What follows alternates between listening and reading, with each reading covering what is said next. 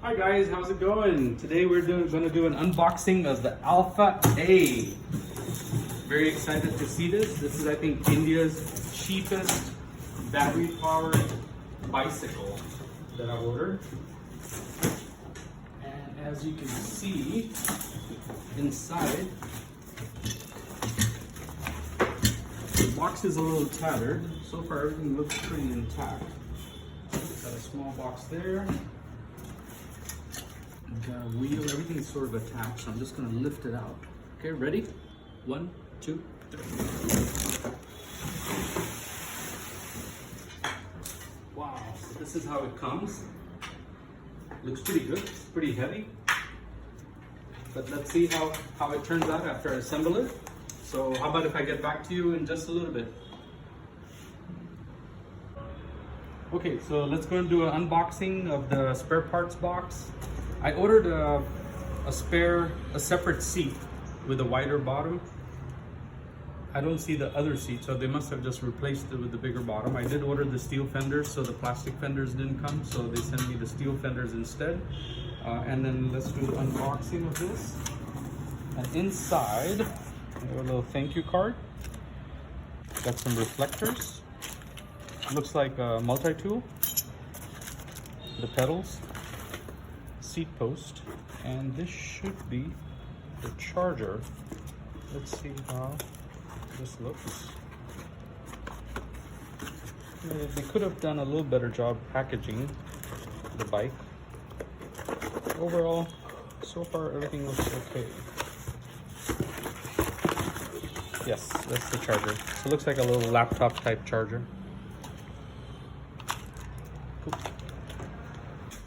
So as you can see, this is the Alpha A bicycle, 36 volt, 8H. I ordered the full mudguard steel and the wider seat. I was one of the first 50 customers, so I got it for $15,999.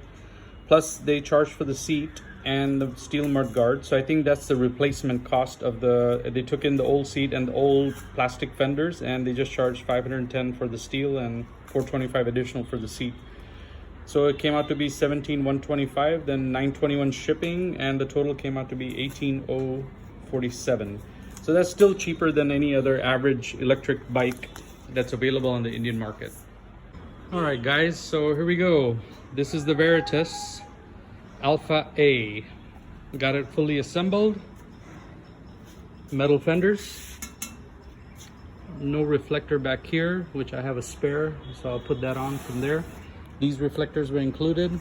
There's another reflector that goes on the seat, which I haven't put on yet, but I'll do it in a little bit. One problem I noticed on the brakes, if you notice, it's barely sitting in on the disc. It's barely touching the edges, so somehow I need to figure out how to adjust that. Had to fill up some air in there. Nice cushy seat. I paid additional for that. Metal fenders, paid a little additional for that. Color is nice. Overall, brakes need to be adjusted. This one's really weak. That one's okay after I tightened it up a little bit. The fenders went on pretty easy. The front wheel was off, but it went on fairly easily also. The handlebars were off, so just had to put the 4 bolts on there. Overall, when you click on the display, you can't see anything. It's very, very light. Maybe after the battery shows fully charged, but it's just kind of in and out, so I'm not sure. There's no other buttons for settings of any kind. Pedal assist or anything is just fully throttled. So if you notice, just give the throttle, it starts to take off. So that's the only way to manage the speed or pedal assist on it.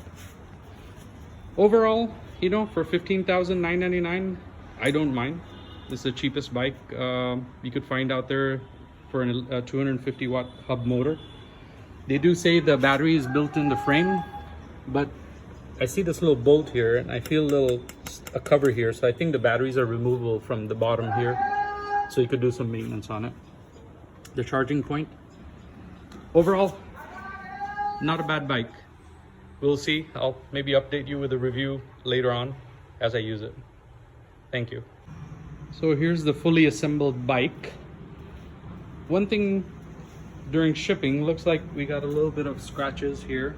I mean, if the packaging was a little better, we would have avoided all of that. So the brake thing that I was telling you guys about is right here. If you see how it's barely touching the disc. So I'm not sure exactly, the chain is fairly tight, so there's no space to pull it back. So I'm not exactly sure how I'm gonna fix that. Maybe I might have to maybe drill another hole to drop this down a little so the calipers fit on the disc. So that's the issue that I find. On the display, not much going on here. It's getting a little brighter slowly, but all you get is 36 volts, full battery, and how many kilometers you've ridden. There's no other options, no buttons or anything else, just the key. You turn off the key, it turns off, turn it on, turns on. No option for pedal assist or 2080 or 80/20 or any other options on how you want to, how the battery to run the bike. So that's pretty much about it.